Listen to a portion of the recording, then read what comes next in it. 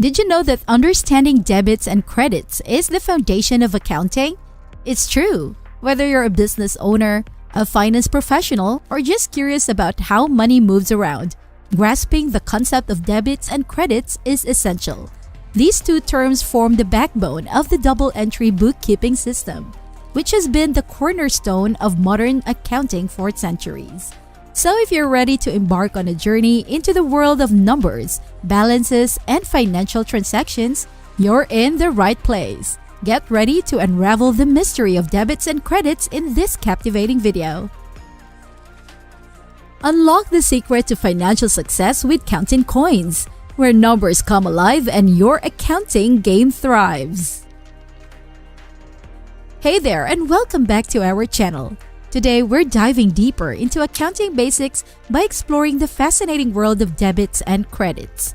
If you missed the first video in this series, no worries. You can find the link in the description below. Trust me, understanding debits and credits is going to be a game changer for you.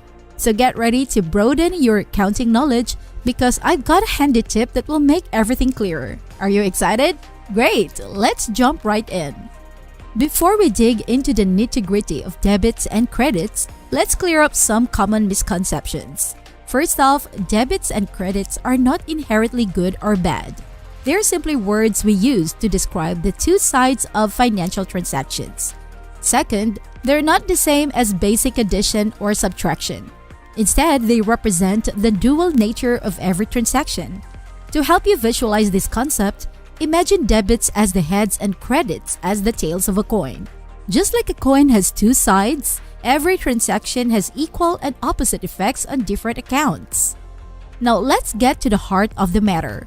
In the realm of finance, money doesn't magically appear or disappear. It flows from one account to another. Accountants use debits and credits to track this flow of economic benefit. What exactly is economic benefit, you ask? It's the potential of an asset to contribute directly or indirectly to the cash flow of a business.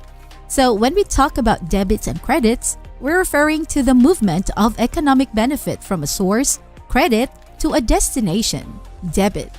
If you've liked the video so far, please give it a like, subscribe, and let us know in the comments what would you like us to cover next.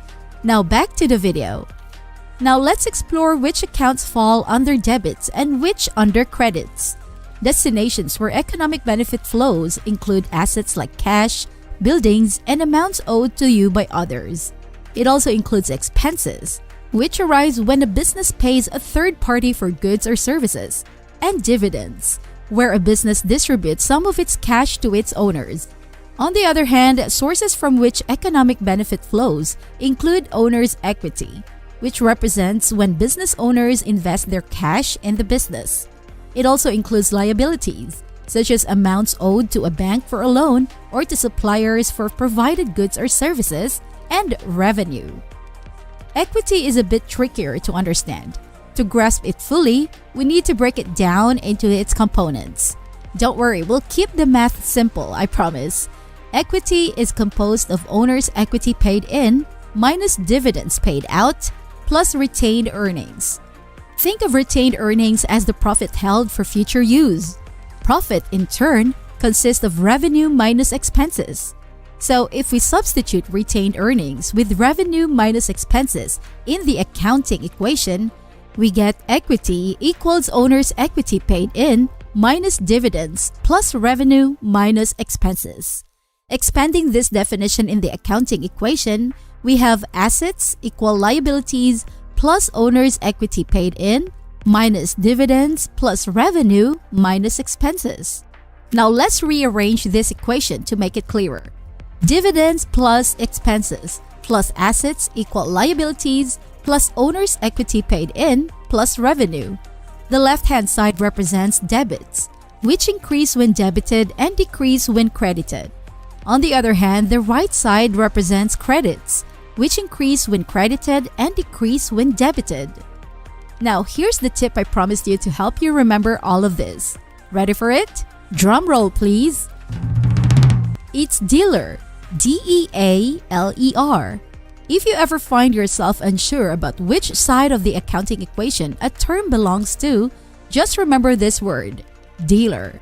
Let's quickly recap the main points we covered. Debits and credits are words we use to represent the dual nature of financial transactions.